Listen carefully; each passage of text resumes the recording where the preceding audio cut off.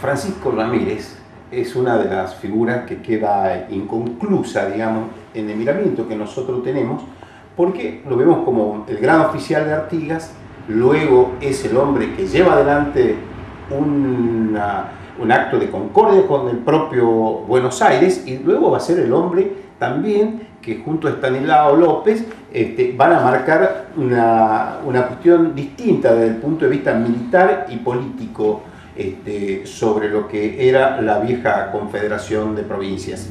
En Entre Ríos, aparte de ser considerado el gran hombre protector de Entre Ríos, se le da mucho más miramiento nacional y geográfico. ¿Para Ramírez? Correcto. Pero mira, los entrerrianos somos bastante particulares, ¿no? Porque yo te diría, la mitad de la provincia de Entre Ríos es artiguista fundamentalista y la otra mitad es ramirista. Tenemos en Entre Ríos una mitad que es urquicista fundamentalista y la otra mitad es jordanista, pero todos nos entendemos.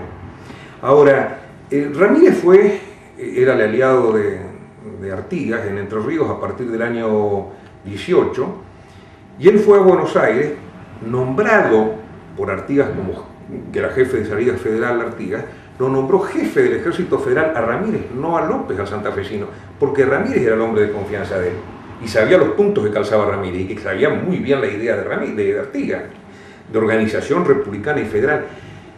López era un poco escurridizo, entonces el jefe de ese ejército fue Ramírez. Ahora, la idea de Artigas, que peleaba desesperadamente contra los portugueses, pérdidas y derrotas por todos lados, era arrancarle a Buenos Aires por la fuerza al directorio la declaración de guerra a Portugal y el compromiso de Buenos Aires de participar en esa guerra para mantener la integridad del territorio de las Provincias Unidas del Río de la Plata, ¿no?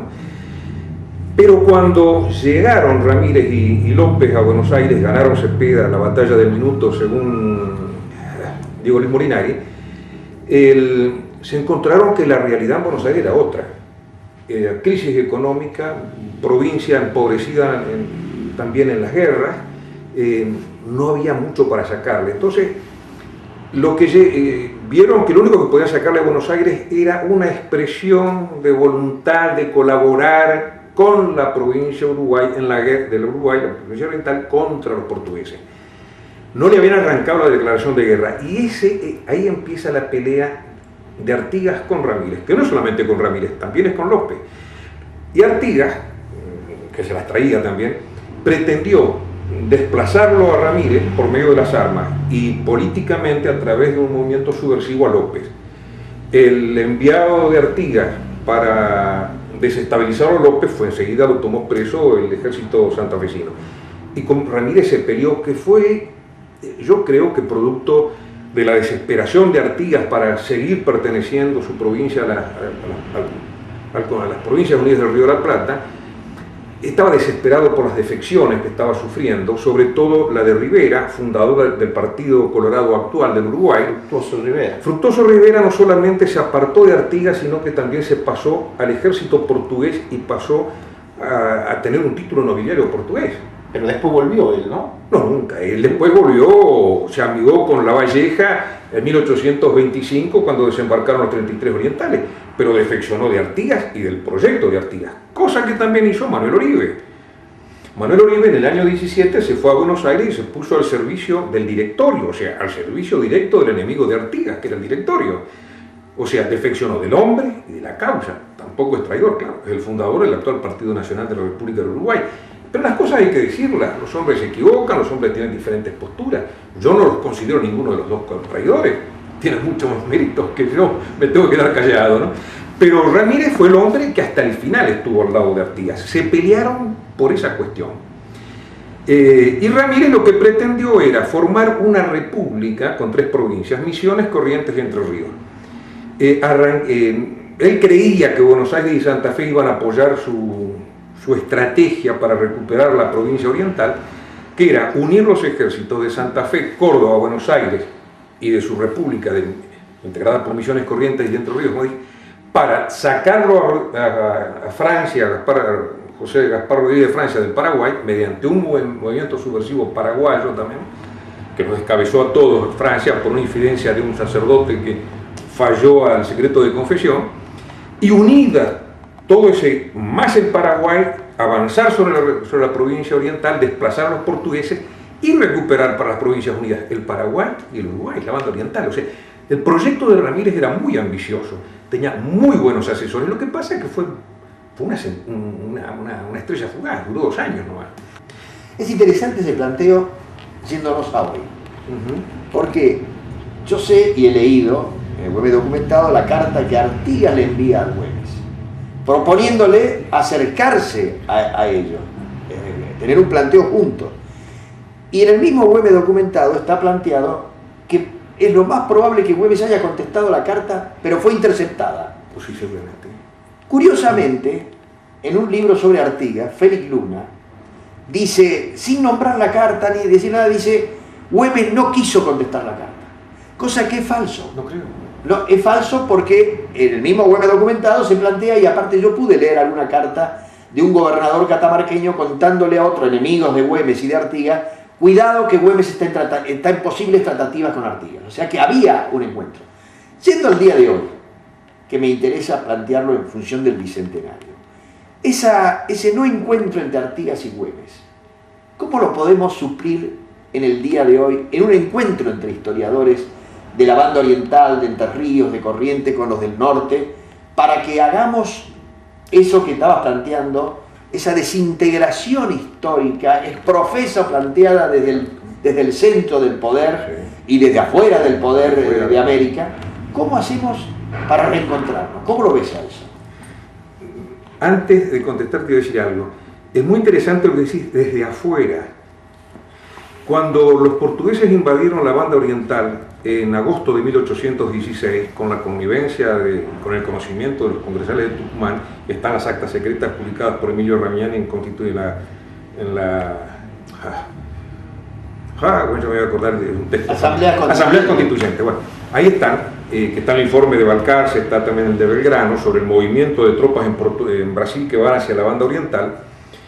El embajador de Gran Bretaña en Río de Janeiro en ese momento era Guillermo Carbereford, y las tropas portuguesas que invadieron la banda oriental estaban preparadas y armadas por Gran Bretaña. Estaba clarito, porque Gran Bretaña no podía permitir que ambas bandas del Río de la Plata pertenecieran a un solo país. Era un planteo geopolítico. Claro, entonces lo que pretendía Inglaterra era debilitar ese país quitándole una banda del río, la banda oriental, que la provincia de Montevideo, como le decían.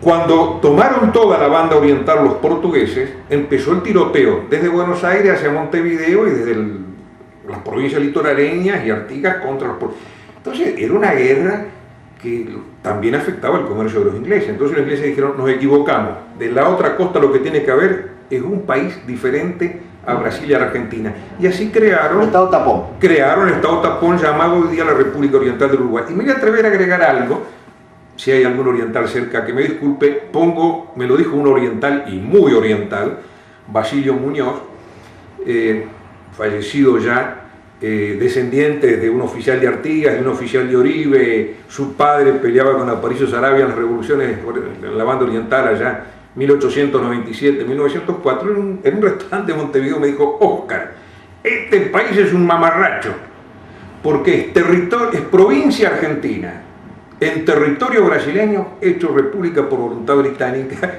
La definición es perfecta.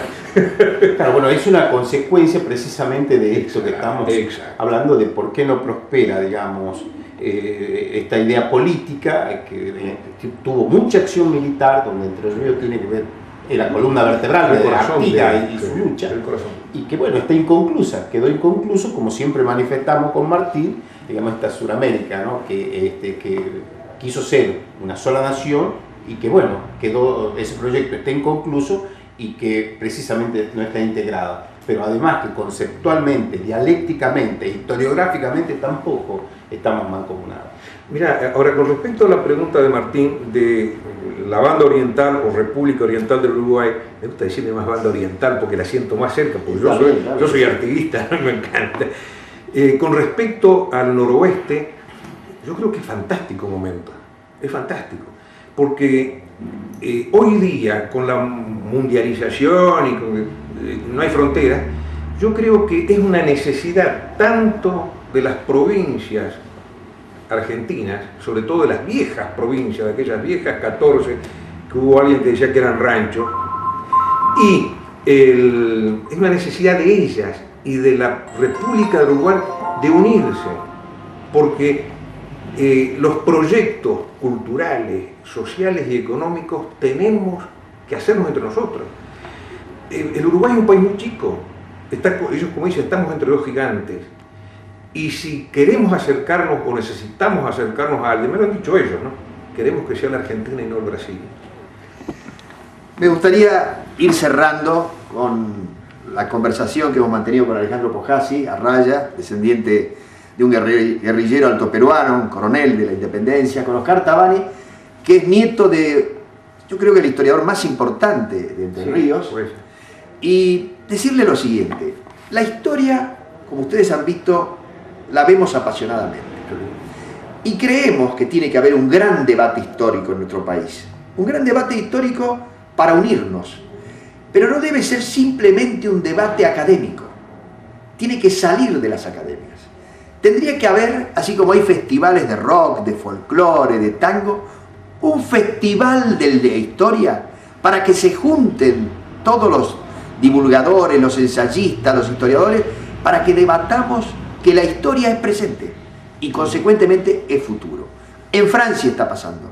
Hay un festival de la historia en Francia. Y creo que es porque los franceses están pensando hasta dónde, desde dónde y hasta dónde son franceses. Los argentinos también tenemos que hacer lo mismo. Esta fue la idea de esta conversación con Oscar Tabani hoy, que ha sido realmente un lujo tenerlo en este programa de alto perfil. Le agradecemos a Andrés Uriani con Alejandro Pojasi esta posibilidad que nos ha dado como secretarios de la Comisión del Bicentenario de la provincia de Salta, que preside el señor gobernador Juan Manuel Urtubey, de estar con ustedes hablando apasionadamente de nuestra historia.